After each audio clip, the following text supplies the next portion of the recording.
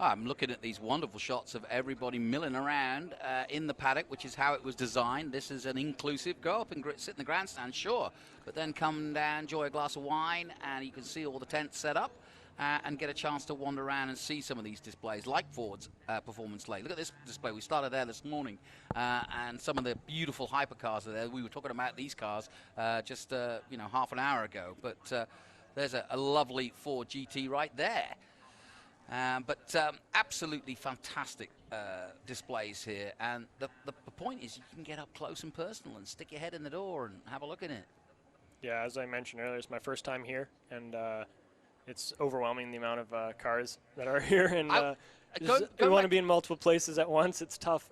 Going back to the Ford that we just looked at, I was watching a little fella look inside of it, and it's got all the mod screens. So you've also got that they've done away with mirrors, yep. Which, by the way, has been around in sports car racing for a while. But let's just talk about that, because you've got rear view access video-wise. Yeah, and the car is back on track now, so it'd be great if we could see it flying. But exactly, it's got a big center Motec dash, and then we've got a screen on each side for the mirrors. Do you know who's at the wheel now? Scott Maxwell. Okay.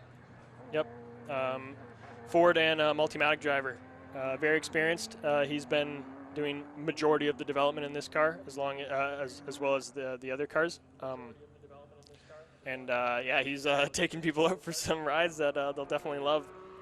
But it's great because something with like gentleman drivers, they might get intimidated by like a foot clutch or some of those racing clutches are pretty hard to get away with, and this has an e-clutch. So you start the car up, select first gear, press a button, and you can just drive away like a normal car. And it does the rest. It sets the revs. It will change gear for you. Same with going down. You have the option to do paddles, or you can do auto shift. If you do auto shift, it'll always upshift optimally. And so if you brake hard for the hairpin here at 11, yeah, it will automatically downshift for you. You select the downshifts, but it'll give you the peak upshift. And okay. Yeah, and with these carbon ceramics, it's well over 3G of braking, and it's pretty special. I was going to say, I mean, as a professional racer driver, you've obviously driven a fair few cars. You probably just described what grabs you about this particular car. It's how it keeps pulling. Each time you shift a gear, you're back in the power, and like I said, it's pushing to the back of the seat. First time I drove it, I laughed the whole entire back straight at Road Atlanta. And that's a long way too. Yeah, and down then into turn 10. And then I went into turn 10, hit the brakes, and I looked at the ground for a few seconds, lift my head, and the apex was 100 meters in front of me. So the performance is incredible. You don't want to get turn 10 at Road Atlanta wrong. No, but this gives you tons of confidence, and when you really find out how to utilize the car, it's so rewarding. It's such a quick car.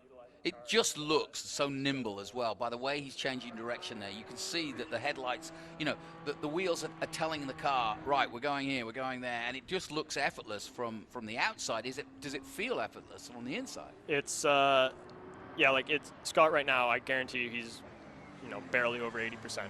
He's not pushing. He's got a passenger with him. He hasn't he doesn't want to risk anything, and this car's just so quick. Like just watching it drive by our booth right now, it's flying. It's great to see, and it's very capable, and it's not as scary to drive. If you rode passenger, you'd be scared. But once you get behind the wheel and you feel like how much feel you get from the steering and understand how powerful the brakes are, it really comes to you, and you really start driving it pretty hard.